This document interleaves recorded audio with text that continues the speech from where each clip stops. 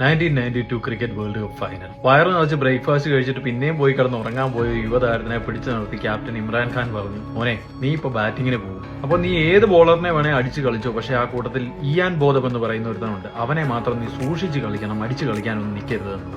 മറുപടിയായിട്ട് ഈ പയ്യൻ പറഞ്ഞു, എന്റെ ക്യാപ്റ്റൻ ഇതൊക്കെ എന്നോട് പറയേണ്ട കാര്യമുണ്ട്, ഞാൻ ഇതൊക്കെ അറിഞ്ഞു ചെയ്യില്ല എന്ന് പറഞ്ഞു.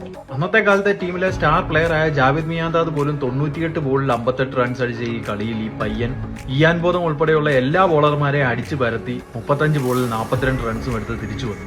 ബാറ്റിംഗ് കഴിഞ്ഞു വന്ന പയ്യനോട് ക്യാപ്റ്റൻ ചോദിച്ചു, എടാ നിന്നോട് ഞാൻ എന്ത് പറഞ്ഞ് അങ്ങോട്ട് വിട്ടത്, നീ ആ ഇയാൻ ബോധനെ വരെ കയറി അടിച്ചല്ലോ എന്ന് പറഞ്ഞു. ഇതിന് മറുപടിയായിട്ട് നിഷ്കളങ്കമായിട്ട് ആ പയ്യൻ പറഞ്ഞു, അയ്യോ അതായിരുന്നു ഇയാൻ ബോധം, എനിക്ക് ആളിനെ അറിയില്ലായിരുന്നു.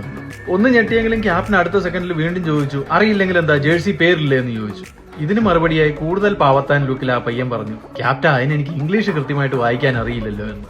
ഇനി എന്ത് ചോദിക്കണമെന്ന് അറിയാൻ മേലാത്ത ഇമ്രാൻഖാൻ ദയനീയമായി ചോദിച്ചു, പിന്നെ നീ നേരത്തെ എന്റെ അടുത്ത് എല്ലാം സമ്മതിച്ചതോ എന്ന്. അപ്പൊ ഇദ്ദേഹം മറുപടി പറഞ്ഞു, അത് ക്യാപ്റ്റൻ ഫുഡ് കഴിച്ചിട്ട് ഉറക്കം വന്നിരുന്ന സമയത്ത് ചോദിച്ചതിനെല്ലാം ഞാൻ വെറുതെ അങ്ങ് തലകുലുക്കി തന്നതായിരുന്നു. ആ മാച്ച് 22 റൺസിന് പാകിസ്ഥാൻ ജയിച്ചു, ഒപ്പം ആ വേൾഡ് കപ്പും. അപ്പോൾ ആ പയ്യന്റെ 42 റൺസിന്റെ ഇമ്പോർട്ടൻസ് പ്രത്യേകം പറയേണ്ട കാര്യമില്ലല്ലോ. പിന്നീട് ഇംഗ്ലീഷൊക്കെ പഠിക്കുകയും ക്രിക്കറ്റിൽ ഒരു ലെജൻഡായി മാറുകയും ചെയ്ത കൊച്ചു പയ്യന്റെ പേരാണ് ഇൻസമാം ഉൽ ഹഖ്. ഈ ലോകം മുഴുവൻ പേടിക്കുന്ന ഒരു കാര്യം ചിലപ്പോൾ നിങ്ങൾക്കൊരു പുല്ലുമായിരിക്കില്ല. അതുകൊണ്ട് എല്ലാ കാര്യങ്ങളിലും മറ്റുള്ളവരുടെ അഭിപ്രായം നോക്കി തീരുമാനങ്ങൾ എടുക്കാതെ വല്ലപ്പോഴുമെങ്കിലും